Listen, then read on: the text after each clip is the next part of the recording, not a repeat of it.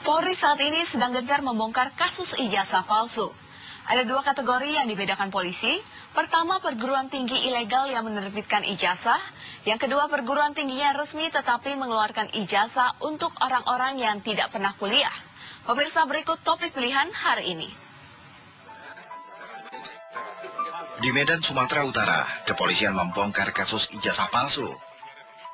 Hari Rabu, polisi menangkap Marsaid Yusar, Rektor University of Sumatera.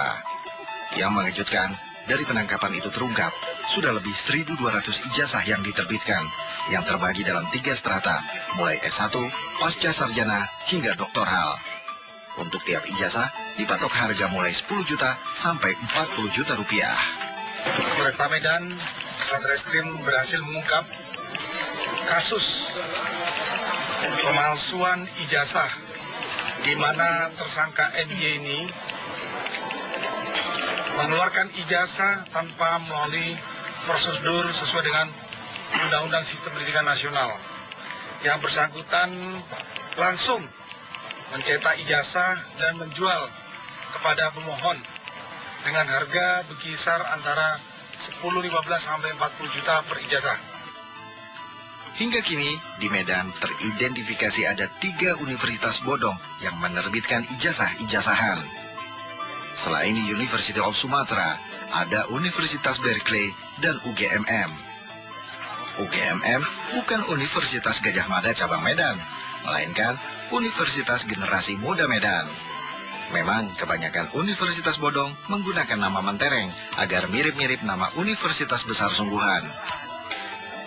Ketiga kampus itu terindikasi bodong karena selama ini tidak pernah melaporkan dan mendapatkan izin dari Kopertis dalam menyelenggarakan kegiatan perkuliahan serta wisuda. Ini pertama Universitas of Sumatera, yang kedua UGMM. Cuman UGMM itu kan sudah ditangani oleh kejaksaan. Sudah keluar hasil keputusannya bahwa dipersalahkan, bersalah menyelenggarakan pendidikan secara tidak benar, tetapi beliau itu dinyatakan tidak pidana tapi perdata. Jadi itu sudah tidak masalah karena kemarin itu beliau sudah memasukkan borangnya untuk meminta izin operasional. Tetapi kalau ini belum. Ijazah yang sebelumnya itu ilegal.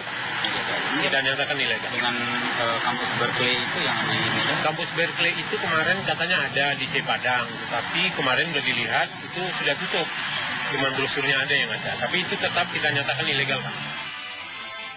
Belum diketahui juga apa kaitannya Universitas Berkeleyan ala Medan dengan yang di Jakarta. Karena pekan lalu, Menristek Dikti Muhammad Nasir menyidak kampus universitas yang juga menamakan Berkeley di kawasan Menteng, Jakarta Pusat. Saat didatangi, hanya ada seorang pegawai di dalamnya.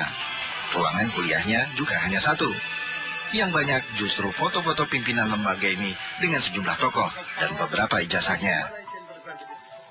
Belakangan baru terungkap, universitas ini ternyata tidak memiliki izin sebagai kampus, melainkan hanya sebagai tempat kursus saja. Jadi LMII, Lembaga Manajemen Internasional Indonesia, menyelenggarakan pendidikan tinggi, yaitu alasannya bekerja sama atau apalah ini dengan University of Berkeley.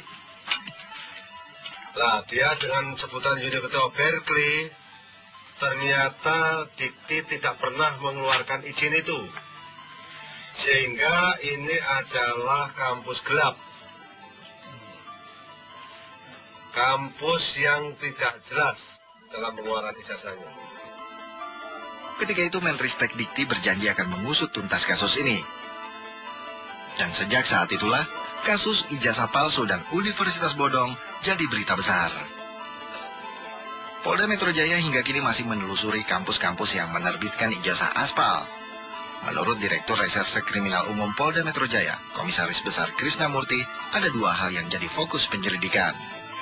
Jadi memang ini ada indikasi di wilayah tertentu mereka memproduksi ijazah palsu, ya, untuk kepentingan perorangan.